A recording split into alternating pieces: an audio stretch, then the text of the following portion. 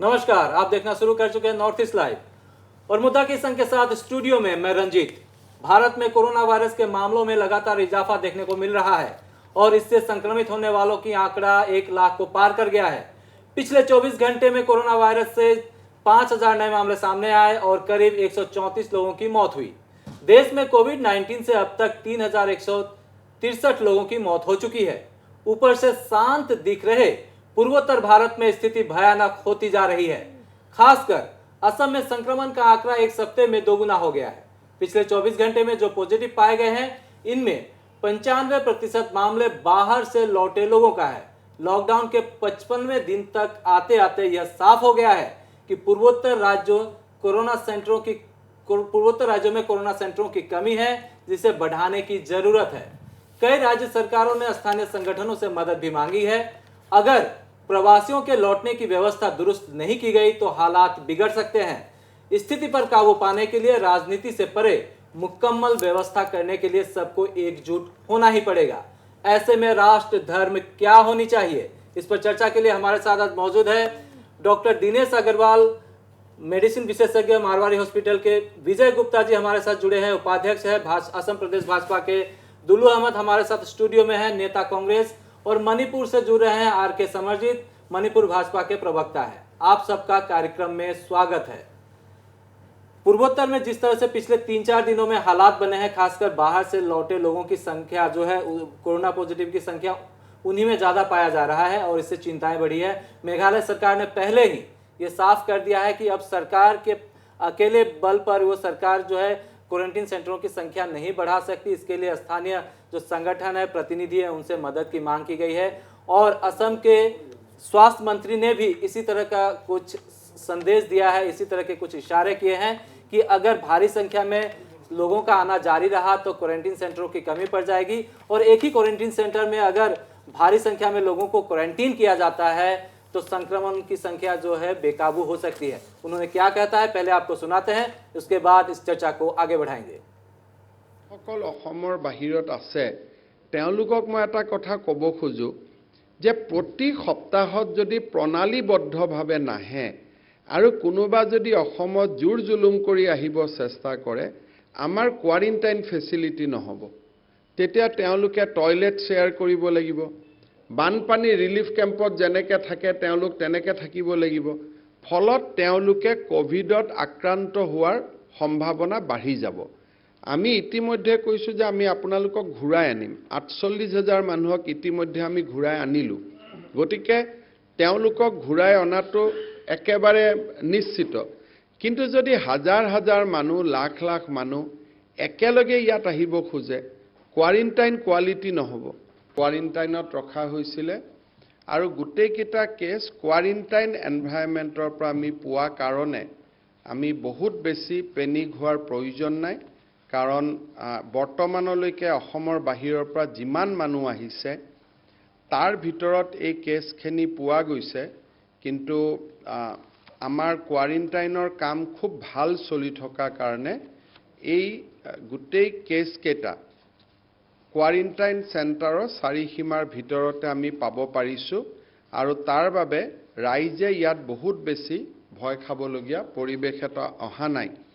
গোটেই Covid management প্ৰজেক্টটো depend কৰিব ফ্ৰম নাও কোৱাৰেণ্টাইন কিমান ভাল হৈছে। যদি কোৱাৰেণ্টাইন বেয়া হৈ যায় এইটো সমাজলৈকে গুচি যাব।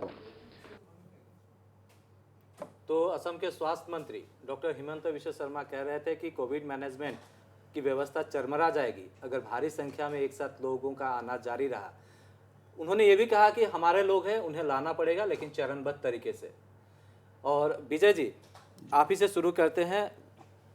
आज 55वां दिन है लगभग और स्थितियां जिस तरह से बिगड़ती ही जा रही है, इसमें कोई दो राय नहीं है। खासकर असम में पिछले 24 घंटे में जिस तरह से मामलों में इजाफा हुआ है और स्वास्थ्य मंत्री कह रहे हैं कि अगर लोगों का आना इसी तरह से जारी रहा तो व्यवस्था बिगड़ सकती है, क्या कहेंगे? निश्चित रूप से देखिए रंजीत जी, आज 5,40,000 लोगों ने इच्छा प्रकाश किया, रजिस्ट्रेशन हुआ कि वो आना चाहते हैं आसाम में। और अभी तक माननीय स्वास्थ्य मंत्री ने बात आपको बताई कि 48,000 लोगों को वो ला चुके हैं। स्वाभाविक रूप से ये 48,000 लोग आ चुके हैं और 5 लाख लोग और आने बाकी हैं। तो स्वाभाविक रूप से जो हमारे पास में जो क्वारंटाइन सेंटर है वह गवर्नमेंट के पास है और हमने इसके लिए व्यवस्था की है। बहुत माकूल व्यवस्था इस बार की गई है कि जितने हमारे विधानसभा हैं सभी विधानसभाओं में 126 विधानसभाओं में हमने कंसर्न एमएलए को उसका जो है इंचार्ज बनाया और साथ में दो दो व्यक्ति को इंचार्ज देकर के पूरी व्यवस्था किस तरीके से वहाँ टॉयलेट की अच्छी व्यवस्था हो, साथ में उनको drinking water pure drinking water मिले, खाने की जो है अच्छी व्यवस्था हो और दवा जो भी है उन किस तरीके से उनको अच्छी दवाइयाँ मिल सकें, साथ साथ उनको पर्सनल किट्स वगैरह, जैसे बहुत से लोग हैं कि उनके पास में चप्पल हवाई चप्पल तक भी नहीं है, तो कपड़े की बात हो, हवाई चप्पल की बात हो, टूथब्रश की बात हो, ये सारी व्यवस्थाएं हमने क्वारंटाइन में की है। स्वाभाविक रूप से जब एक साथ अगर आ जाएंगे लोग 5 लाख आना शुरू करेंगे तो हम लोग का अपील है कि भाई अब तो सब कुछ खुल गया है, तो जहाँ जो कुछ खुल गया है लोगों को अपने रोज़गार में वापस जाना ही पड़ेगा। 1 महीने के बाद जाए, 2 महीने के बाद जाए, या जाना चाहते भी होंगे तो स्वाभाविक रूप से जो जहाँ हैं वहाँ रुकने की चेष्टा करें।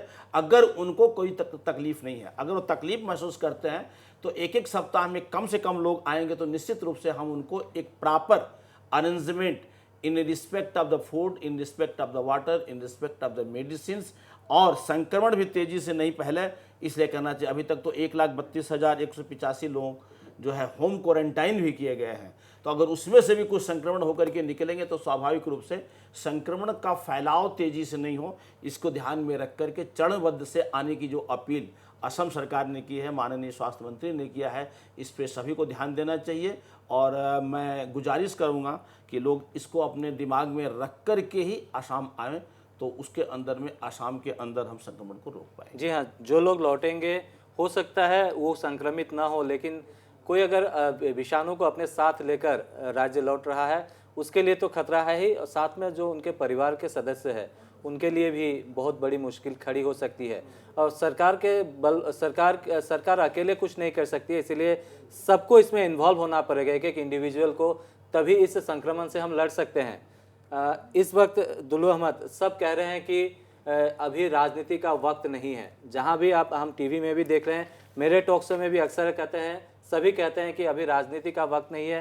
दूसरे चैनलों में भी जो प्रवक्ता आते हैं वो कहते हैं राजनीति का वक्त नहीं है। लेकिन जब हम फील्ड में उतरते हैं, फील्ड की बात देखते हैं, मैं कांग्रेस महासचिव प्रियंका गांधी ने जो उत्तर प्रदेश के मुख्यमंत्री से आग्रह किया था कि बसों को आने की अनुमति दे, लेकिन बसों को रोक दिया गया और उनसे बसों के पूरे तथ्य मांगा गया है, ड्राइवर का लाइसेंस मांगा गया है, बस कितने कार्यक्षम है इस बारे में तथ्य मांगा गया है। इस तरह की वारदातें भी सामने आ रही है।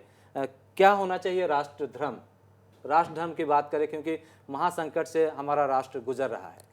देखिए रणजीत जी, अब पहले हम लोग यहाँ पे जितना भी शो करके गए थे, इसमें कोई पॉलिटिकल कोरोना को लेके कोई पॉलिटिकलाइज नहीं होना चाहिए। सब पार्टी का जो रिप्रेजेंट करके यहाँ टॉक शो में आया था सभी बोल रहा था। तो अभी एक बात निश्चित है, आज 55 डेज है को ये लॉकडाउन का, और ये हेल्थ मिनिस्टर का कुछ देर पहले आपने जो बयान दिखाया, और विजय जी भी बोल रहा था कि कम से कम लगभग 5 लाख लोगों ने अप्लाई किया आसाम आने के लिए, और अभी तक 49,000 समथिंग कुछ अभी तक आ गया है। तो असली जंग देखिएगा अभी शुरू होने वाली है। मैं बार बार आपको शो में बहुत बार बोल के गया था। तो आज कुछ ही देर पहले का बात आप देखिएगा, कुछ देर पहले का न्यूज़ है, 2-3 घंटा पहले का, 4 या 5 फिर कोरोना पॉजिटिव निकला है, उसमें से 3 रूरल एरिया हाजू से है। तो अभी क्या हो गया, शहर में थोड़ा डर कम हो गया। अभी थोड़ा ये जो कोरोना पॉजिटिव का जो परसेंटेज अभी रूरल एरिया में ज़्यादा निकल रहा है।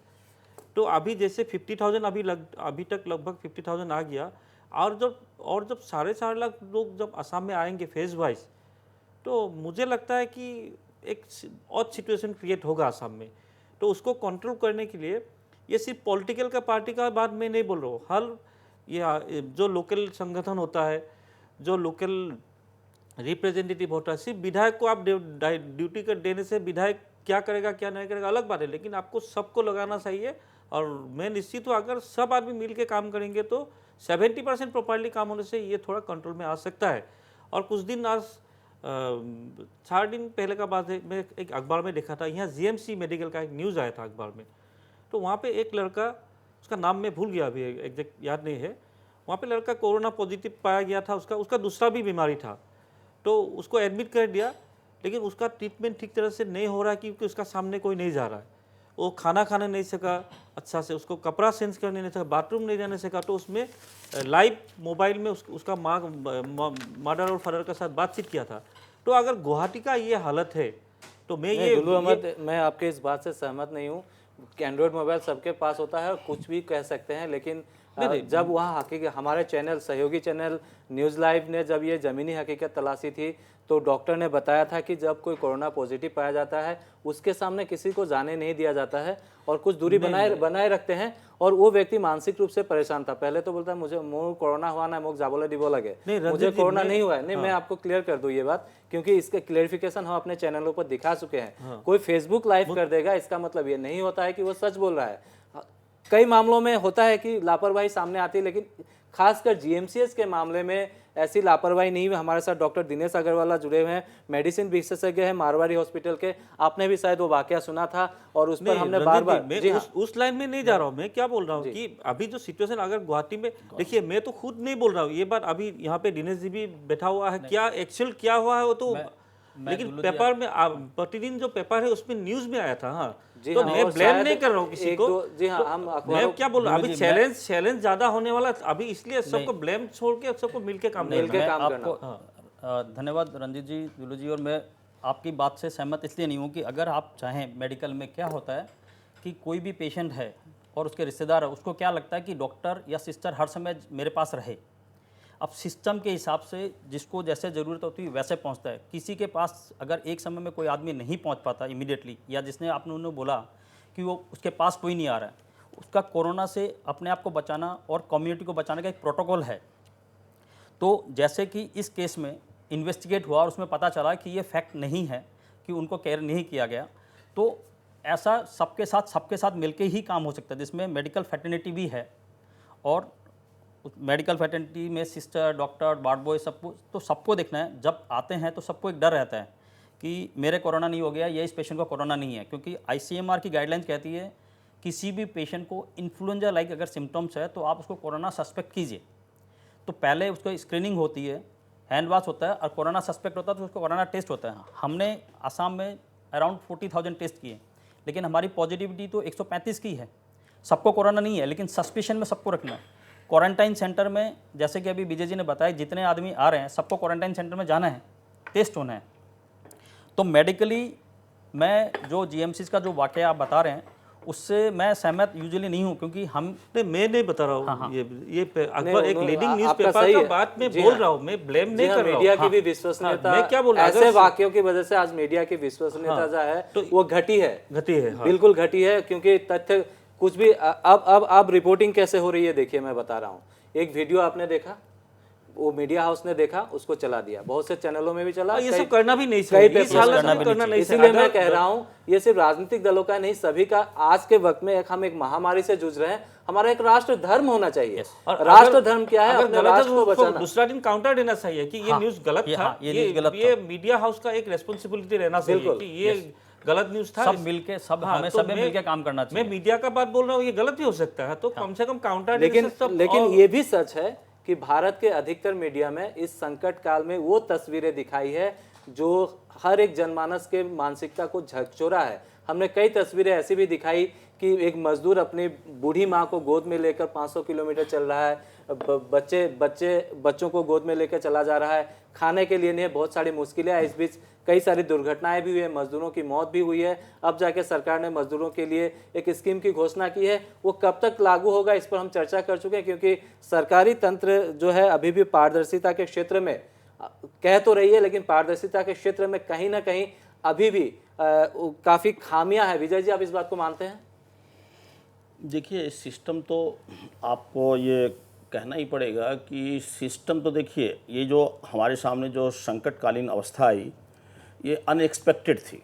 और जिस तरीके से ये संक्रमित पैंडेमिक में क्या होता है कि लोग जो है, आज सोशल मीडिया की बात चल रही थी तो मैं सोशल मीडिया देख कर के भी लोगों को बहुत ज़्यादा लोगों को पैनिक हो गया।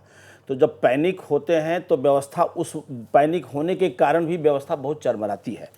और निश्चित रूप से ये आपके बात से मैं ये सहमत हूँ कि कोई भी सिस्टम हो वो ट्रांसपेरेंट हो, अकाउंटेबिलिटी हो, और उसमें आवश्यकता जरूर है कि हम उस चीज़ को कैसे रीस्टार्ट करें, रिफॉर्म करें, रीजनरेट करें। लेकिन एक बात मैं कहना चाहूँगा कि सारी चीज़ें आपकी बात से सहमत होते हुए मैं एक अपनी बात कहना चाहूँगा कि कोई भी सिस्टम हो वो अभी की इस अवस्था में उसका ग्रेजुअल जो है एस्पेक्ट ही होगा और फेज्ड मैनर में ही होगा और कैलिब्रेटेड वे में होगा। अगर हम चाहें कि इसको आज ही कर दें तो वो संभव नहीं होता है। अब जैसे टेस्ट आज ही आपको लगे कि आपको लगता है कि ये इन्फ्लुएंजा हमारे पास है, बुखार है, टेस्ट करना है, हो सकता है कि टेस्ट इतने हो रहे हैं एक साथ में कि वहाँ तक डॉक्टर और या टेस्ट करने वाली टीम समय पे नहीं पहुँच पाए, थोड़ी देरी हो सकती है। उसको लेकर के ही आज मीडिया में आ रहा है कि हमने रिपोर्ट किया, हमने रजिस्ट्रेशन कराया सुबह 6 बजे और हमको दूसरे दिन आया। तो ये सारी दिक्कतें तो हैं, लेकिन इन सारी दिक्कतों के साथ साथ हमें जीएमसी की बात का भी आपने उल्लेख किया। देखिए आज जो डॉक्टर फैटर्निटी है, पैरामेडिकल फोर्स है, उसके प्रति हम कभी भी जब भी कुछ भी कहते हैं या लिखते हैं तो हमें ये सोचना होगा कि वो किस तरीके से अपनी जान को खतरे में डाल करके हमारी सेवा के लिए आगे बढ़ रहे हैं। उनका हमें सम्मान करना पड़ेगा। कहीं कुछ अगर चीज़ है, हमारी ग्रीवांसेस में कोई कमी है, तो निश्चित रूप से वो आपस में सद्भाव और समन्वय और सहयोग के माध्यम से ही उसको हम कर पाएंगे। दिनेश अग्रवाल, मैं आपकी बात से विजय जी मैं आपसे पूछा। दिनेश अग्रवाल, बहुत पैनिक सिचुएशन है और आज जिस तरह से असम में मामले सामने आए हैं, असम में जिन जिलों में कोरोना पॉजिटिव नहीं पाए गए थे, ऐसे 3 जिले आज नए रूप से सामने आ चुके हैं और लोगों के मन में एक डर है, खासकर बाहर से लौटने वाले लोगों को लेकर ही ये डर बढ़ा है, क्योंकि स्थानीय तौर पर जो है मामले बहुत कम सामने आ रहे हैं। ऐसे में लोगों की मानसिकता कैसी होनी चाहिए, क्योंकि ऐसा भी खबर है कि अगर कोई 14 दिन या 28 दिन के क्वारंटीन में रहने के बाद नेगेटिव पाया जाता है, वो व्यक्ति अगर बाहर निकल रहा है, बाजार जा रहा है या पड़ोस में जा रहा है, तो उसे धुतकारा जा रहा है, उसे शक की नज़र से देखा जा रहा है। एक तो पहले क्वारंटीन में रह के यातना झेल चुका है मानसिक तौर पर, और बाहर जब समाज उसे ग्रहण नहीं करता है, चूँकि आप डॉक्टर है, लोगों की मानसिकता को भी समझते हैं, तो क्या प्रभाव पड़ता है, लोगों का व्यवहार कैसा होना चाहिए? लोगों का व्यवहार हर मानव के प्रति अच्छा होना चाहिए। अगर किसी को बाहर से आया, जितने भी, जैसे अभी हमें बताया कि 49,000 आदमी बाहर से आ गए, जिसमें हार्डली 40 को पॉजिटिव आया और बाकी की टेस्टिंग हो रही है, तो हर आदमी को जो बाहर से आ रहा है वो अपने आदमी है, उन सबको कोरोना नहीं है। अच्छा, कोरोना होने से भारत में मृत्यु दर, जैसे हमारे 1 लाख से ज़्यादा आदमी क्रॉस हो चुके जो क्वारंटाइन है भारतवर्ष में, और 3,000 की डेथ हुई है, और आसाम में 135 केस है जिसमें हमारे 3 की डेथ हुई है। तो परसेंटेज ऑफ डेथ बहुत कम है, और वो भी उनको कोमोर्बिड कंडीशन सामने है, शायद डायबिटीज़ है, किसी को कैंसर है, किसी को हार्ट डिजीज़ है। तो कोरोना ने, उसकी इम्यूनिटी ऑलरेडी कम थी, उस इम्यूनिटी के ऊपर उसने अटैक किया रहा। तो इसलिए हमें हर आदमी को देखना चाहिए, और जो आदमी क्वारंटाइन में रह के निगेटिव हो गया उसको है कि इससे नहीं देखना चाहिए, क्योंकि कोरोना आज वो क्वारंटाइन सेंटर में रहा या कोरोना पॉजिटिव हुआ, उसके बाद नेगेटिव हो गया, दूसरे किसी आदमी को कोरोना नहीं होगा, वो नहीं हो सकता। इसलिए हमें भाईचारा का रहना चाहिए, और प्लस सोशल मीडिया पे जो एक पोस्ट चलता है, फॉरवर्ड पोस्ट, कि यहाँ से आया, जी हाँ, तथ्य की वेरिफिकेशन नहीं किया और हम उसको आगे फॉरवर्ड कर देते हैं कि सब आजकल व्हाट्सएप यूनिवर्सिटी में पीएचडी कर रहे हैं, ऐसा लग रहा है। तो वैसा नहीं होना चाहिए, जी हाँ, उससे क्या बिल्कुल। पैनिक होता है। हमारे साथ आर.के. समरजीत जुड़े हैं, प्रवक्ता भाजपा मणिपुर के। मैंने आपको थोड़ा इंतजार करवाया समरजीत जी, मैं चाहता था कि असम में क्या हो रहा है, क्योंकि आपका असम प्रेम जो है वो हर समय झलकता है। मणिपुर से मुझे ऐसा लगता है कि मणिपुर से ज़्यादा कहीं आपका लगाव असम से है। इसकी क्या वजह होगी, हम इस पे नहीं जाएंगे, लेकिन आपको मैंने अपने अतिथियों का सुनाया पहले और असम की स्थिति से अवगत कराया। मणिपुर में भी बहुत से लोग लौट रहे हैं, और जहां तक हमारे पास सूचना है, मणिपुर में भी अगर बहुत ज़्यादा लोग आ जाते हैं तो क्वारंटीन सेंटरों की वहाँ पर कमी होगी, क्वारंटीन फैसिलिटीज़ पे असर पड़ेगा। क्या कहेंगे? जी बिल्कुल रंजीत जी, ये तो होना ही था, हमने पहले भी बोल चुका है। देखिए, असम की बात कहे तो हमारा कंपैरिजन में तो हम तो ज़मीन आसमान का फ़र्क है। फ़िलहाल इतना तो कहना पड़ेगा कि मणिपुर में विदेशी कहो, ये मणिपुर से बाहर जो कामकाज नौकरी से अलावा जो स्टूडेंट हैं वगैरह वगैरह, कुल मिला के 50,000 से 55,000 तक का हमने आंकड़ा लगाई है। उसी के अंदर में कुछ लोग आ चुके हैं। अभी तक का ताज़ा खबरें के अनुसार 10,022 तो ऑलरेडी अराइव, यानी कि आ चुके हैं मणिपुर में। बाकी भी आने वाला है, 21 तारीख तक तो आएंगे ज़रूर।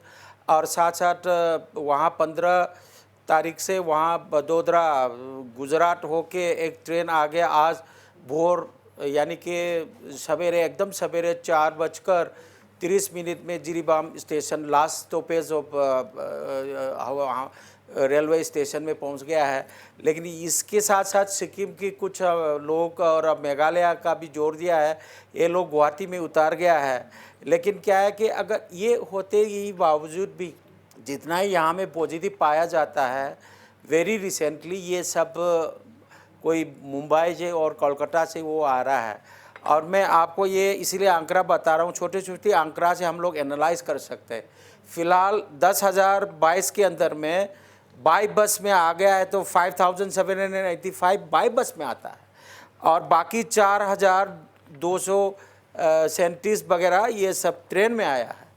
हमारा कहना तो यही है कि सिक्किम के कुछ लोग 186 उधर चला गया, ये भी असम की अगर आ गया तो वो असम के अंदर में आ गया तो इसको क्वारंटाइन नहीं करेगा तो उसके देश में भी वही प्रॉब्लम है।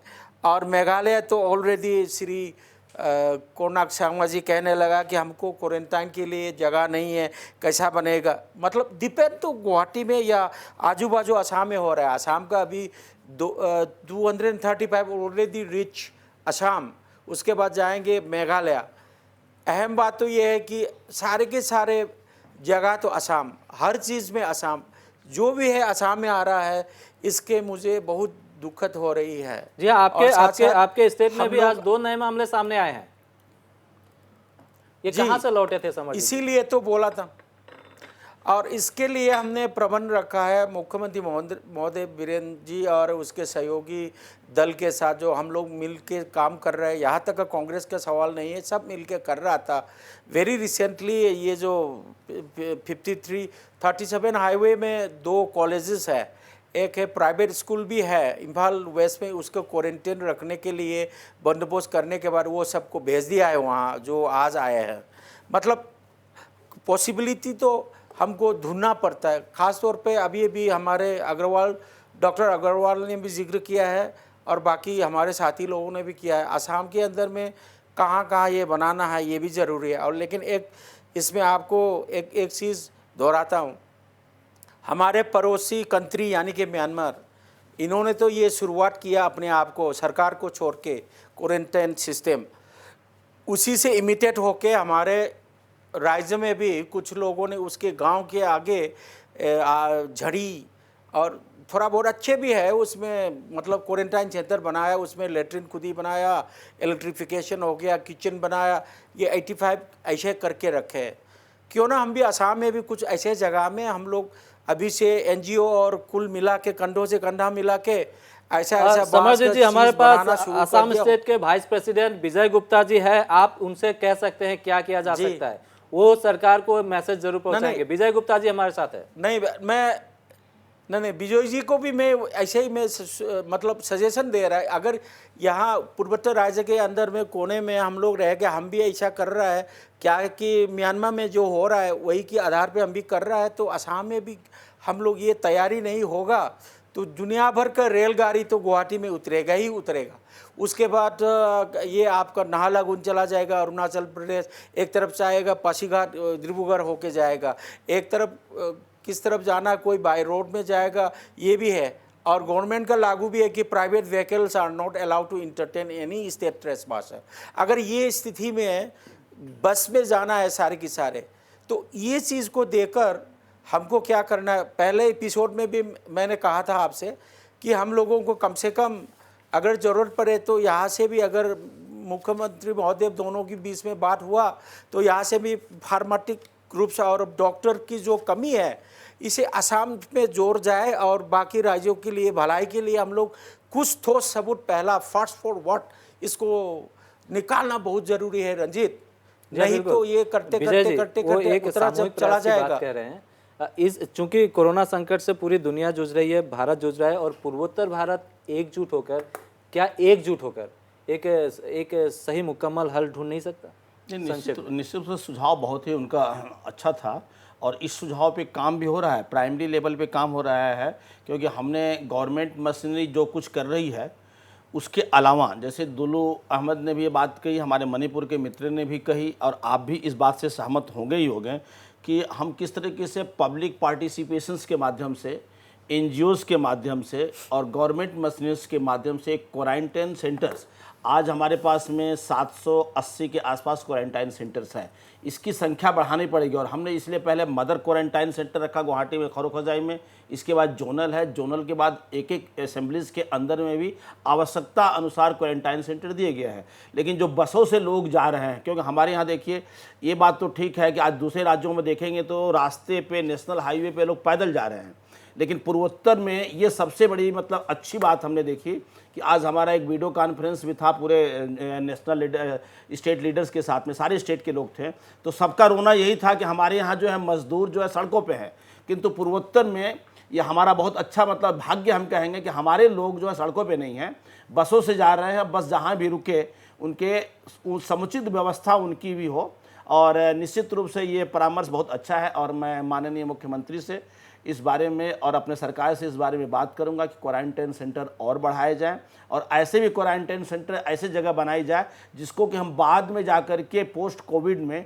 हम टूरिज्म जो है ना के हिसाब से भी उसको डेवलप किया जा सके। जी हाँ, मुद्दा में हम आज चर्चा कर रहे हैं कि अगर बाहर से प्रवासी राज्यों में, पूर्वोत्तर राज्यों में एक साथ बड़ी संख्या में लौटते हैं तो एक बड़ी समस्या ये उत्पन्न होगी कि क्वारंटीन सेंटरों की फैसिलिटी पर इसका असर पड़ेगा, और क्वारंटीन सेंटरों की संख्या बढ़ाने की बेहद ज़रूरत है।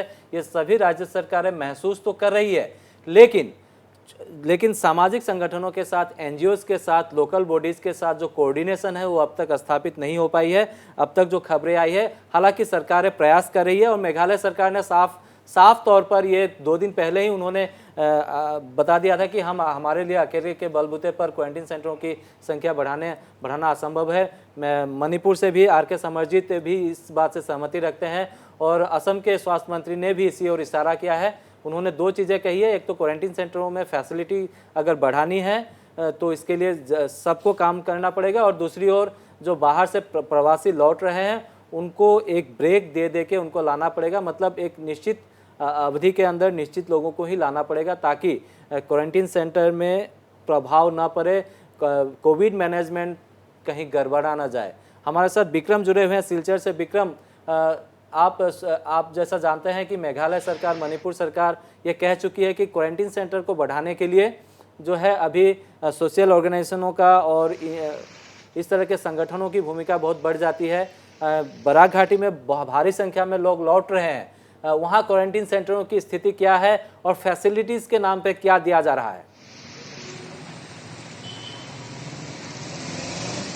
जी रंजीत, यहाँ पे क्वारंटीन सेंटर हम जैसे जानते हैं कि भारत के अन्य राज्यों से हमारे राज्य में, असम में बाहर से बहुत सारे लोग आ रहे हैं, और बराक वैली में भी ऐसी लोगों की तादाद बहुत ज़्यादा है जो आ रहे हैं और जो आने वाले हैं।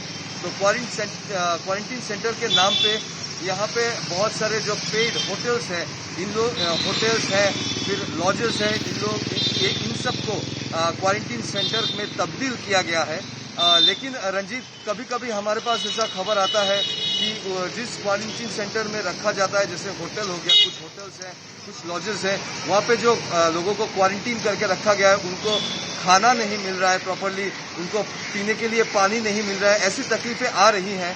मैक्सिमम बहुत सारे ऐसे क्वारंटीन सेंटर्स हैं, और साथ ही साथ रंजीत, जहाँ पे ये होटल्स सेटल्ड हैं या लॉजेस सेटल्ड हैं, वहाँ के आसपास के रेसिडेंशियल एरियाज जो है, पकड़ लिए 10 मीटर की दूरी पे या 2 मीटर की दूरी पे जो रेसिडेंशियल एरियाज हैं रंजीत, वहाँ के लोगों में भी एक डर है, और ये जानना चाहते हैं क्योंकि लोग बाहर से आ रहे हैं, इन क्वारंटीन सेंटर्स में रह रहे हैं, उसी में से बहुत सारे लोगों का केसेस ये 2 दिन में पॉजिटिव आया है। तो क्या सरकार या जिला प्रशासन किस तौर पे इसकी तैयारी करेगी, क्योंकि ये बहुत ही एक इम्पोर्टेंट विषय, मुद्दा बन जाता है रंजीत। जी हाँ, बिल्कुल डर तो रहेगा ही, क्योंकि एक संक्रमण को लेकर ऐसे भी डर है, और रेसिडेंशियल एरिया में जो भी होटल या लॉजेज है वहाँ पे जब लोगों को क्वारंटीन किया जाता है तो आसपास के लोगों का डरना बहुत लाजमी है। लेकिन डर को जितना होगा, क्योंकि अगर वो पड़ोस के लोग सहयोग नहीं करेंगे तो एक नई मुश्किल खड़ी हो जाएगी। आप हमारे साथ बने रहिए। Dulloo Ahmad, paid quarantine centre की बात कर रहे हो विक्रम जो है, और गुवाहाटी में भी पेड क्वारंटीन सेंटर जो होटल है, होटलों से काफ़ी शिकायतें भी आई है। सरकार ने तो होटलें ठीक कर दी है, होटल के ओनर के साथ एग्रीमेंट किया, उसके बाद लोगों को क्वारंटीन किया जा रहा है, लेकिन बहुत सारे होटलों से ये शिकायत आई है और हमारे लाइव शो में भी हमने दिखाया था। क्या कहेंगे? एक तो 2 तरह के क्वारंटीन है, एक तो इंस्टीट्यूशनल है, एक आपका होम क्वारंटीन है, और अब जो है नया इंस्टीट्यूशनल क्वारंटीन सेंटर ग्रामीण क्षेत्रों में बढ़ाने की बात कही जा रही है। शहरी क्षेत्रों की बात करें, लॉज होटल की, तो फैसिलिटीज़ पर नज़र कैसे रखा जाएगा? देखिए, अभी जो ग्रामीण क्षेत्र में क्वारंटाइन का जो ये सेंटर का बात चल रहा है, अब गुवाहाटी का साथ उसको कंपेयर मत कीजिएगा। सरकार का सबसे ज़बरदस्त चैलेंज उस टाइम होगा, क्योंकि ग्रामीण क्षेत्र में हर तरह का सुविधा नहीं है। अभी जैसे सरकार ये बोल रही है कि हर विधायक, लोकल बॉडीज, एनजीओ, सब बीडीओ, सबको देखने पड़ेगा कि वहाँ का कोई स्कूल या कोई भी बहुत ऑप्शन दिया था, तो उसको रेडी करना इतना शॉर्ट टाइम में, अभी 4,50,000 और कुछ आने वाला है जी। हाँ, तो मुझे लगता है कि उनको लाने से पहले ग्रामीण एरिया के, आप गुवाहाटी का साथ ये ग्रामीण एरिया के आप कंपेयर कभी मत कीजिएगा। नहीं, मैं कंपेयर नहीं कर रहा हूँ। मैं बोला ग्रामीण क्षेत्रों में एक नई तरह से क्वारंटीन सेंटर बनाने की पहल शुरू की जा रही है। मैं ये बोल रहा हूँ जो पेड क्वारंटीन सेंटर, लोग पैसा देके क्वारंटीन हो रहे हैं, सरकार ने एक रेट बांध दिया है, लेकिन होटल वाले ज़्यादा ले रहे हैं और जो सुविधाएं मिलनी चाहिए वो नहीं मिल पा रही। इसको मॉनिटर कौन करेगा? देखिए, मॉनिटर बोलने से अब देखिए, कोरोना, ये जो कोरोना महामारी है, उसको आप उसको ठीक तरह से, मतलब किसी को प्रॉब्लम नहीं आएगा, पब्लिक का प्रॉब्लम नहीं आएगा, ये देखने के लिए आपको सिर्फ सरकार को ब्लेम देने से नहीं होगा जी। जैसे कोई आदमी बाहर से आ गया कि वो देखिए कि वो होम क्वारंटाइन छोड़िए, सरकार का क्वारंटाइन छोड़िए, वो किसी का एग्जाम भी चल रहा है अभी, हाँ, अभी भी बहुत स्टूडेंट बाहर से आने वाला है, तो वो तो सरकार का क्वारंटाइन में नहीं जाएगा, वो तो पेड क्वारंटाइन में जाएगा। अभी कुछ देर पहले जो आपने बोल रहा था कि हर होटल अभी सरकार ने ले लिया, ये गलत मैसेज है, क्योंकि हर होटल का पास अभी तक कुछ मैसेज नहीं है। कुछ होटल ने लिया है, मैं ये नहीं बोल रहा हूँ कि नहीं लिया तो नहीं लेगा, ऐसा बात नहीं है। अभी भी सरकार अगर एक ऑर्डर पास कर देंगे कि असम का जितना होटल है जी, सब कैटेगरी वाइज, सब होटल टू कैटेगरी तो एक नहीं है, आप 2 स्टार से जाइए 5 स्टार तक, सबका कैटेगरी बना के ओवरऑल होटल, परसों दिखा था एक लिस्ट मिला है, उसमें कोई 71 ना, गुवाहाटी 64 कोई होटल का नाम लिखा हो। गुवाहाटी में तो 64 होटल है, बहुत ज़्यादा होटल है। तो अभी जो 4.5 लाख लोग बाहर से आएंगे, वो लोग को रखने के लिए तो पहले फर्स्ट चॉइस तो गुवाहाटी होगा आपका। तो गुवाहाटी सब आदमी के लिए ट्रेन से हो, फ्लाइट तो अभी बंद है, 30 तारीख तक शायद फ्लाइट खुलेंगे भी नहीं। जब ट्रेन से या बसों से जब बाहर से आएंगे, पहले तो गुवाहाटी उतरेंगे या बॉर्डर में उतरेंगे। तो सब होटल में ये नहीं बोला कि सिलेक्टेड लिस्ट देख के कोई अप्लाई कर रहा है, कोई अप्लाई नहीं कर रहा है, ऐसा नहीं है। सब होटल को सरकार का एक स्ट्रिक्टली ऑर्डर होना चाहिए कि इतना दिन से अंटिल फर्दर ऑर्डर, ये सरकार का, अगर पेमेंट सरकार ही करेगा, ऐसा बात नहीं है कि कोई आएगा आके डायरेक्ट पेमेंट करेगा, उस ऑप्शन में मैं नहीं जा रहा हूँ। मेरा कहने का मतलब है सरकार का साथ मिल के, कोई अगर पेड क्वारंटाइन में रहेगा तो उसको वो सुविधा देना चाहिए, कोई अगर घर में रहेगा तो उसको वो सुविधा देना चाहिए, कोई अगर सरकार का जो क्वारंटाइन सेंटर बन रहा है, विजय जी ने कुछ देर पहले बोला था 600 ना 700 कितना बना है अभी तक, तो जिसका जो सुविधा होता है, जिसका जो ठीक लगेगा मन में, वो सुविधा देना चाहिए। तो और मैं आप लोग का शो का जरिए से, आज विजय जी भी बैठा हुआ है, बीजेपी का उपाध्यक्ष है, तो आप लोग कुछ बात पार्टी में जब लाएंगे तो कुछ बात सुन भी सकते हैं, क्योंकि हम लोग विरोध में है, तो कम से कम क्या। जी हाँ, बिल्कुल विजय जी, मुझे जहाँ तक मालूम है सरकार चरणबद्ध तरीके से पूरे असम के होटलों को पेड क्वारंटीन सेंटर में तब्दील करने के लिए प्रयास कर रही है। जोरहाट में भी काफ़ी किया गया है, गुवाहाटी में भी किया गया है और सिलचर में भी किया गया है। तो जहाँ जिन जिलों में किया जा सकता है, इसमें शायद थोड़ा वक्त लगेगा, क्या कहेंगे? देखिए, ऐसा है कि सिर्फ होटल, आपने जो बात की, 2 बात आपने कही थी। एक तो होटल क्वारंटीन की बात कही थी, दुल्लू अहमद ने कहा कि 64 है, उसको और बढ़ाया जा सकता है। लेकिन जो सबसे बड़ी अच्छी बात आपने कही कि होटल्स में जो फैसिलिटी होनी चाहिए, रेट की बात पेड है, रेट फिक्स है, फैसिलिटी की जो बात आपने कही है कि निश्चित रूप से अगर कोई होटल वाला इस तरीके से, अगर ये जो है फैसिलिटीज़, प्रॉपर फूड नहीं मिले, प्रॉपर उनको पानी, ड्रिंकिंग वाटर नहीं मिले और हाइजीन सिस्टम नहीं हो, तो निश्चित रूप से हम कहेंगे कि ऐसे होटल वाले तो मानवता के दुश्मन हैं और इसकी रिपोर्ट होनी चाहिए। और ऐसे लोगों के खिलाफ सख्त से सख्त कदम लेने के लिए हमारी सरकार एकदम आग्रही है। और हम ऐसे होटल वालों को छोड़ने वाले नहीं हैं जो कि पेशेंट के साथ में, जो क्वारंटाइन लोग हैं उनके साथ में इस तरह का व्यवहार करेंगे तो ये गलत है। पेड होटल के अलावा आज देखिए कम्युनिटी हॉल भी हैं, विवाह भवन हैं, रेजिडेंशियल कॉम्प्लेक्सेस भी बहुत खाली हैं, जो कि ये अभी तक वो बुक नहीं हुए हैं, किसी भी कारण से खाली हैं। वो एक बहुत से कॉम्प्लेक्स ऐसे हैं कि पूरे के पूरे कॉम्प्लेक्सेस खाली हैं, वो सब रेडी होके पड़े हुए हैं। उसको भी हम व्यवहार में कर सकते हैं। स्कूल है, कॉलेज है, अदर इंस्टीट्यूशंस भी है। तो स्वाभाविक रूप से इन सबों को अगर हम लेकर के चलेंगे तो फेज़ वाइज होगा। देखिए, लोग आएंगे और 14 दिन या 10 दिन अगर नेगेटिव है तो पहले भी उनको छोड़ा जा सकता है, 10 दिन के अंदर में, 7 दिन के अंदर में उनको घर भेजा सकता है। होम क्वारंटाइन की भी व्यवस्था है। तो स्वाभाविक रूप से चरणबद्ध में आने से समस्याएं कंट्रोल होगी। मैं सॉल्व तो नहीं कहूँगा, कंट्रोल रहेगी। और जो जहाँ जहाँ अवेलेबिलिटी है सारे को क्वारंटाइन सेंटर में परिवर्तित करें।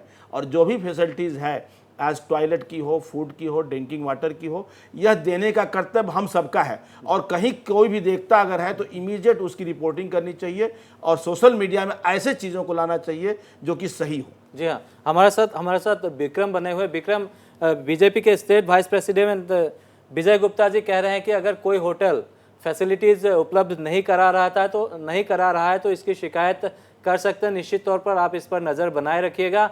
फिलहाल क्या कहेंगे ऐसे और लोगों जो क्वारंटीन सेंटर बनाए गए हैं, पेड होटल या गेस्ट हाउस, आसपास के लोगों से भी आपका भी कहीं ना कहीं ये दायित्व बनता है कि ये मीडिया पर्सन होने के नाते आप भी उनको थोड़ा जागरूक करें, उनको भय से मुक्त करें। लेकिन खास बात जो है, विजय गुप्ता स्टेट वाइस प्रेसिडेंट हमारे साथ बने हुए हैं, उन्होंने साफ कहा है कि अगर कोई होटल ड्रिंकिंग वाटर या हाइजीनिक के क्षेत्र में या फूड के क्षेत्र में कोई कॉम्प्रोमाइज़ करता है या खराब देता है तो इसकी शिकायत की जा सकती है। जी हाँ रंजीत, जैसे कि विजय गुप्ता जी कह रहे हैं कि की जा सकती है, तो ऐसा लगता है लोगों का जो मानना है, या जैसे हर एक क्षेत्र में एक नोडल ऑफिस या नोडल ऑफिसर्स रखे गए हैं इन चीज़ की सर्वे करने के लिए, तो शायद इस क्षेत्र में भी अगर रखा जाए तो शायद बहुत कामगर वो सिद्ध होगा। क्योंकि हम जानते हैं कि जब लोगों को क्वारंटीन किया जाता है कोई भी पेड होटल में या लॉजेस में, तो उन लोगों को कोई आने जाने की कोई उन लोगों को परमिशन नहीं होती है। लेकिन आसपास के जो लोग हैं उनके दिल में यह डर रहता है। तो ऐसा एक सिस्टम कर देना चाहिए, जो लोगों का मानना है कि अगर उनको पूरी सहूलियत नहीं मिल रही है तो वो डायरेक्टली जो प्रशासन के लोग हैं या कोई एक नोडल ऑफिसर उनको डायरेक्ट कांटेक्ट कर सके। आपका सुझाव बहुत अच्छा है, इस पर जरूर विजय जी अपने सरकार के पास ये संदेश पहुंचाएंगे। नोडल ऑफिसर को थोड़ा और एक्टिव होना पड़ेगा, क्योंकि लोगों के मन में खौफ है अब क्वारंटीन सेंटर में रहे या आप जैसे हम आम लोग हैं। डॉक्टर दिनेश अग्रवाला, मानसिक तौर पर लोग परेशान तो है, काफ़ी उनके अंदर डर है। और जैसा कि अगर कोई क्वारंटीन सेंटर है उसके आसपास जो लोग हैं उनके मन में भी डर रहता है। मैं अपने स्टूडियो की बात करता हूँ, स्टूडियो के बगल में ही एक होटल है जिसे क्वारंटीन सेंटर बनाया गया है। और ऐसे में क्या हो रहा है कि हमारे ऑफिस के जो एम्प्लॉय है उस ओर से अब नहीं जा रहे, रोड क्रॉस करके जा रहे हैं। उनका ये मानना है कि वो लोग क्वारंटीन सेंटर से जिस होटल में वहाँ से बाहर निकल के बाहर जाते हैं, एटीएम का यूज़ करते हैं, दुकानों में जाते हैं। अगर ऐसा हो रहा है तो गलत हो रहा है। ये हमारे लोगों के मन का डर है कि हम जो होटल के बगल जो एटीएम है हम वहाँ से पैसा नहीं निकालेंगे, पता नहीं कौन उसमें गया होगा। इस तरह से एक सामाजिक जो विषमता है या सामाजिक खौफ कह सकते हैं, ये बन रहा है। इंडिविजुअली क्या किया जा सकता है, क्योंकि 55 दिन हो गए हैं और ये लड़ाई जो है बहुत लंबी चलने वाली है। रंजीत जी, आपने ठीक कहा कि लोगों के मन में खौफ है। ये खौफ है, हमारे पास पेशेंट्स आते हैं, दिखाते हैं और वो बोलते हैं कि मेरे को ये बताइए कि मेरे को कोरोना तो नहीं है। जैसे आपने क्वारंटाइन सेंटर बोला, क्वारंटाइन सेंटर का ये मतलब नहीं है कि वहाँ पे जितने लोग रह रहे हैं उनको सबको कोरोना है, ठीक है। अच्छा, अभी तक संसार में कोरोना की कोई वैक्सीन नहीं है। Prevention is better than cure है। हमें, जैसा कि हमारे प्रधानमंत्री ने, हमारे हेल्थ मिनिस्टर साहब और सारे लोग एक बात बोल रहे हैं कि हमें मास्क लगाना है, सोशल डिस्टेंसिंग मेंटेन रखनी है। अगर हम 3 मीटर का डिस्टेंस मेंटेन रखते हैं, अगर कोई कोरोना पेशेंट भी है और उससे अगर 3 मीटर से ज़्यादा की डिस्टेंस मेंटेन रह रही है, तो अनलाइकली है कि उसका कोरोना मेरे पास आ जाएगा। तो ये मानसिकता मन से लोगों को हटानी पड़ेगी, क्योंकि ये जब हमारा लॉकडाउन 4 में है और धीरे धीरे हमारी खोला भी जा रहा है हेल्थ केयर फैसिलिटी और सारी फैसिलिटी, तो ये सरकार के दिमाग में, एक्सपर्ट की ओपिनियन से ले रहे हैं वो लोग, उनके सबके दिमाग में है कि हम सोशल डिस्टेंसिंग समझ गया, पब्लिक हमारी सबको बताया गया कि सोशल डिस्टेंसिंग मेंटेन करना है, प्लस मास्क पहनना है, हैंड हाइजीन का करना है। ये अब हमारे सबकी जिम्मेदारी है, हमारे सारी भारत की जनता की जिम्मेदारी है कि इसकी चेन को हम रोकें। जी हाँ, बिल्कुल, चेन को रोकना है, चेन को तोड़ना है। और इस वक्त हमारे साथ ईटानगर से इंदु चुकू हमारे साथ जुड़ चुकी है, हमारी संवाददाता। इंदु, असम सरकार, मेघालय सरकार, मणिपुर सरकार ये आशंका जता चुकी है कि इसी तरह से अगर भारी संख्या में ह्यूज संख्या में लोग आते रहे तो क्वारंटीन सेंटर में फैसिलिटीज़ की कमी पड़ जाएगी। अरुणाचल प्रदेश में वैसे भी क्वारंटीन सेंटर में फैसिलिटीज़ को लेकर काफ़ी बवाल भी मच चुका है, आप ही ने रिपोर्ट भेजा था। अब मैं अगर आपसे पूछूं कि क्वारंटीन सेंटर कितने हैं और कितने लोगों को क्वारंटीन किया जा सकता है, क्योंकि भारी संख्या में आपके प्रदेश में लोग लौट रहे हैं। जी बिल्कुल, स्टेट गवर्नमेंट का तो यही इनिशिएटिव है कि यहाँ पे जैसे ऑलरेडी जो हमारे पड़ोसी के जो राज्य है उन लोग ने तो क्वारंटीन सेंटर कमी होने के कारण होम क्वारंटीन को भी मैंडेटरी बनाया और होम क्वारंटीन की ये एक आइडिया दिया, लेकिन यहाँ पे मैंडेटरी बनाया स्टेट में। हमारा जो राज्य अरुणाचल प्रदेश में जो इंस्टीट्यूशनल क्वारंटाइन हम कहते हैं वो मैंडेटरी बनाया, तो सारा डिस्ट्रिक्ट्स में रिपोर्ट के अनुसार सारा डिस्ट्रिक्ट्स में क्वारंटीन सेंटर है। और मेन जो quarantine centre state quarantine centre जो हम कहते हैं, क्योंकि ज़्यादातर जो बच्चे स्ट्रैंडेड लोग कैपिटल से ही है, कैपिटल में ही रहने वाला है, तो यहाँ स्टेट क्वारंटीन सेंटर लेखी में बनाया जो अभी तक फंक्शनल नहीं हुआ। और गवर्नमेंट का ये कहना है कि और 2-3 दिन और लगेंगे, तो अभी तक नहीं हुआ। और इसमें पीटीसी बर्नटवा में भी है और कुछ डिस्ट्रिक्ट्स में भी है। लेकिन जी बिल्कुल फैसिलिटी में अगर बात करेंगे तो क्योंकि इवन यहाँ जो कैपिटल में भी काफ़ी फैसिलिटी की कमी है, क्योंकि कुछ लास्ट वीक 9 तारीख को ही होम मिनिस्टर बामांग फेलिक्स ने ये कहा कि 10 दिन लगेंगे, लेकिन अभी जो हमने हमारा जो असेसमेंट है वो और टाइम लगेंगे। और जो ग्राउंड में ही हमने देखा संडे में जब रिपोर्ट हमने खुद ग्राउंड चेकिंग किया तो बहुत काफ़ी चीज़ करने को है, तो 2-3-4 दिन में भी नहीं लगेगा। तो अगर हाल यहाँ क्वारंटीन सेंटर का हाल इस तरह है सिटी में कैपिटल कॉम्प्लेक्स में, तो आप सोच सकते हैं कि किस तरह हो सकता है जो अन्य जो डिस्ट्रिक्ट है जिले में किस तरह फैसिलिटी की कमी हो सकती है। रंजीत जी बिल्कुल, इंदु आपने जो बात बताया उससे एक बात साफ हो गई कि क्वारंटीन सेंटर बनाने में अरुणाचल प्रदेश सरकार भी अभी तक उस कदर सक्षम नहीं हुई है। हालांकि भारी संख्या में लोगों के लौटने का सिलसिला जो जारी है, इसमें अधिकतर छात्र छात्राएं ही हैं, उन्हें बेहतर सुविधाएं मिलनी चाहिए थी लेकिन नहीं मिल पा रही है और क्वारंटीन सेंटर बढ़ाने की ज़रूरत है। हमारे साथ जुड़ने के लिए आपका बहुत बहुत धन्यवाद इंदु। हम आगे भी समाचार नॉर्थ ईस्ट में आपसे जुड़ेंगे, फिलहाल आपसे विदा लेते हैं। समरजीत जी, आप इंदु को सुन रहे थे, आप जैसे आशंका जता रहे थे, अभी भी राज्य सरकार है, पूर्वोत्तर में लगभग सभी राज्यों में भाजपा की ही सरकार है, बावजूद इसके सेंटर में भी भाजपा की सरकार है, एनडीए की सरकार है और 55 डेज गुजर चुके हैं, अभी तक एक प्रॉपर प्लान कम से कम क्वारंटीन सेंटरों की संख्या बढ़ाने में, क्योंकि सरकार को ये तो बात मालूम हो गया था कि आने वाले दिन में चुनौतियां बढ़ने वाली है, तो क्या ऐसे में आपको नहीं लगता है कि नॉर्थ ईस्ट के सभी स्टेट को एक कॉमन स्ट्रेटेजी बनाकर इस पर आगे काम किया जाना चाहिए?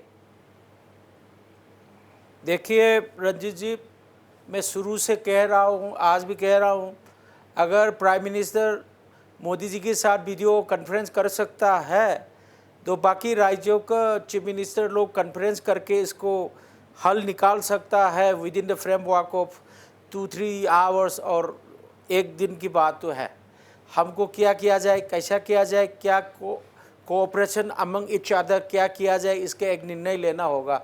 क्योंकि हर राज्य में एक चीफ सेक्रेटरी है, यूनियन टेरिटरी में चीफ सेक्रेटरी है, चीफ मिनिस्टर है।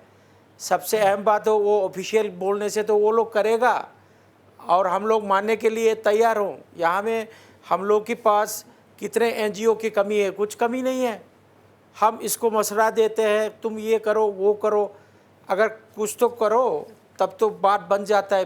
बिना करने से या हम दोनों आपस में बात करने से मसला हल नहीं होगा। बिल्कुल, मैं आपसे बिल्कुल सहमति रखता हूँ। वीडियो कॉन्फ्रेंस और आपस में बात करने से कुछ नहीं होने वाला है। विजय गुप्ता जी, क्या एक कॉमन स्ट्रेटेजी अपनाया जा सकता है, चूँकि अगर कहते हैं कि मुट्ठी में दम होता है? निश्चित रूप से कॉमन स्ट्रेटेजी अपनाने में कहीं कोई दिक्कत नहीं है। देखिए, मैं आपको बताऊं, सरकार की बातें आप कर रहे थे, मैं पॉलिटिकल पार्टी की बात करता हूं कि भारतीय जनता पार्टी का मैं स्टेट वाइस प्रेसिडेंट हूं और ये कोरोना सेंटर या माइग्रेटेड लेबर का मैं स्टेट इंचार्ज भी हूं। आज पूरे देश के अंदर में भारतीय जनता पार्टी ने आज कई दिनों से ये पहला तो देखिए वीडियो कॉन्फ्रेंसिंग के माध्यम से ही हम अपनी बातों को रख सकते हैं, क्योंकि अब हमको मिल नहीं सकते हैं, तो वीडियो कॉन्फ्रेंसिंग के जरिए ही हम अपनी बातों को रख सकते हैं, स्ट्रेटजी कर सकते हैं, प्लान बना सकते हैं। उसके बाद उसके एग्जीक्यूशन का जिम्मा हमको कहीं न कहीं किसी न किसी को देना ही पड़ेगा। जहाँ तक भारतीय जनता पार्टी की है, उसने नेटवर्क पूरा स्थापित करके, और जो राजनीतिक रूप से हमारा जो धर्म होता है, राजनीतिक धर्म जो होता है, या जिस राष्ट्र धर्म की बात करते हैं, उसमें हमने अपना कोऑर्डिनेशन बनाया है। और अभी जो आप एक सुझाव दे रहे थे कि चाहे हमारे मणिपुर के दोस्त भी कह रहे थे कि सारे चीफ मिनिस्टर मिलकर के वीडियो कॉन्फ्रेंसिंग, ने वीडियो कॉन्फ्रेंसिंग तो करना ही होगा। नहीं, अगर उनका कहना है कि सिर्फ वीडियो करके कॉन्फ्रेंस करके ही ना चीफ रह जाए, मिनिस्टर्स नहीं, एक ठीक है, एक एक्शन भी होना चाहिए उस पे बोल हाँ रहे वही ठीक है, बहुत अच्छी बात उन्होंने कही है कि सारे चीफ मिनिस्टर्स मिलकर के एक ग्रुप बनावें और पूरे नॉर्थ ईस्ट के लिए जो वाट एवर द प्राइम, क्योंकि both all are the interrelated and the Assam is the gateway for the North East also.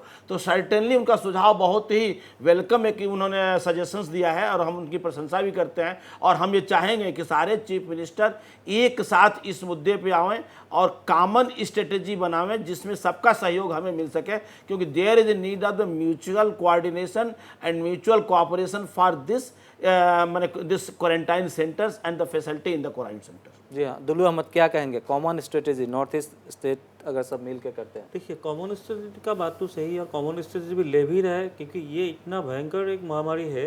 Common strategy नहीं होने से सक्सेस नहीं होगा। लेकिन अभी हम लोग जिस इशू में बात कर रहे हैं यहाँ पर, और कुछ दिनों बाद आप ऐसा भी इशू आएगा आप सोच भी नहीं सकते। जैसे एज ए एग्जाम्पल मैं दे रहा हूँ, जैसे विजय जी ने अभी बता रहा था कि होटल सब ले लिया है, ये लगभग पूरा ले लिया है।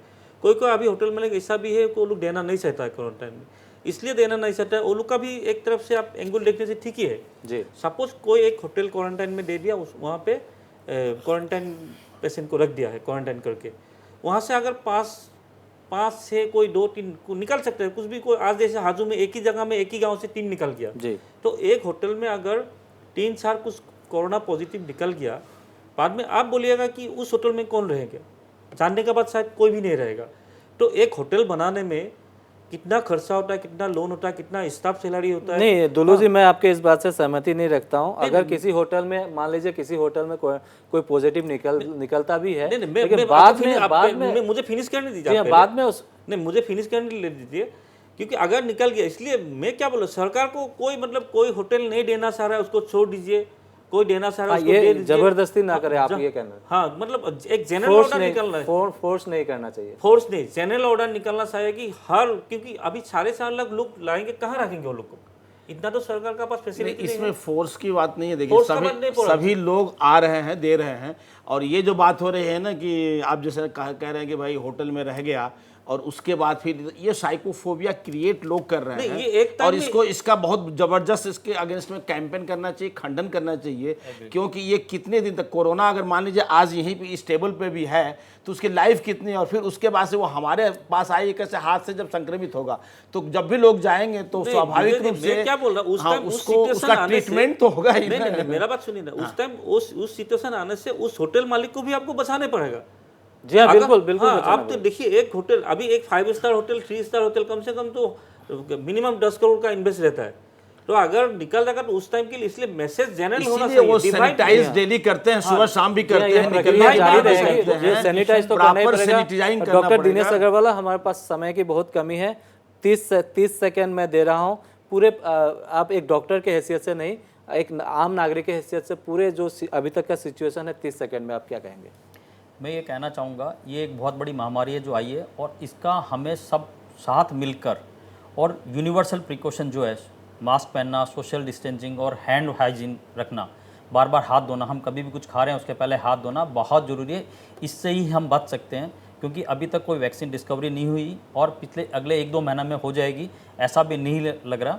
और एक दूसरा से हमें मानवता के साथ जुड़ना चाहिए, ये नहीं सोचना चाहिए कि वो कोरोना पॉजिटिव है, कोरोना निगेटिव है तो उसके साथ नहीं जाना है। समरजीत जी, कार्यक्रम के आखिरी पड़ाव में है, आपने आज बहुत अच्छे सुझाव दिए हैं, और जाते जाते दर्शकों को क्या कहेंगे?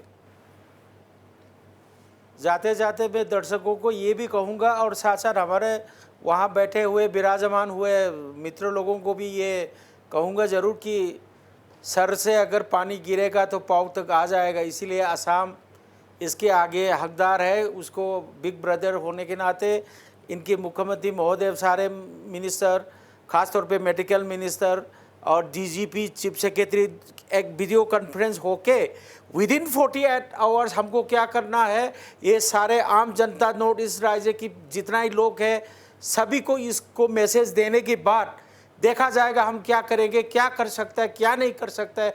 उसके बाद कंधों से कंधा मिला के हम एकजुट होने का समय आ गया है। अभी इधर उधर का बात नहीं है। अभी सवाल हो गया कि 5 लाख का मक्का मदीना में अगर 30 लाख का टेंट बना सकता है, हम क्यों नहीं बना सकता। उस 5 लाख के लिए हम करके तो दिखाना पड़ेगा। पहले होगा या नहीं होगा बाद में देखा जाएगा। यही बात जी हाँ, है। बिल्कुल। आप सारे मक्का मदीना दर्शकों की को बात देना कर रहे हैं, चाहते हैं। मैं कुंभ की बात कर रहा हूँ। कुंभ में भी लाखों लोगों के लिए व्यवस्था की जाती है, 20-30 लाख लोगों के लिए। तो पूर्वोत्तर राज्य की सरकारें अगर आपस में मिल जाए और एक कॉमन स्ट्रेटेजी बनाए तो भारी संख्या में क्वारंटीन सेंटर निर्माण किया जा सकता है। आपका सुझाव बहुत अच्छा है। और चूंकि प्रवासी लौटेंगे तो मुश्किलें बढ़ेंगी और इसके लिए जो है सरकार को एक कॉमन स्ट्रेटेजी बनानी होगी और समाज के हर एक वर्ग को इसमें सहयोग करना होगा, क्योंकि हम एक महामारी से लड़ रहे हैं और ये लड़ाई आगे भी जारी रहेगी। आज की चर्चा में जो सार्थक बात सामने आई वो ये है कि नॉर्थ ईस्ट के जो राज्य सरकारें हैं उनको एक मंच के नीचे आना होगा और क्वारंटीन सेंटरों की संख्या बढ़ाने में तथा जो सुरक्षा के दृष्टिकोण की बात है, असम प्रवेश द्वार है तो इसकी भी भारत बांग्लादेश सीमा से भी लगता है, तो इस तरह के सुरक्षा व्यवस्था को भी पुख्ता करना होगा। मुद्दा में इतना ही। आप सबका कार्यक्रम में भाग लेने के लिए बहुत बहुत धन्यवाद।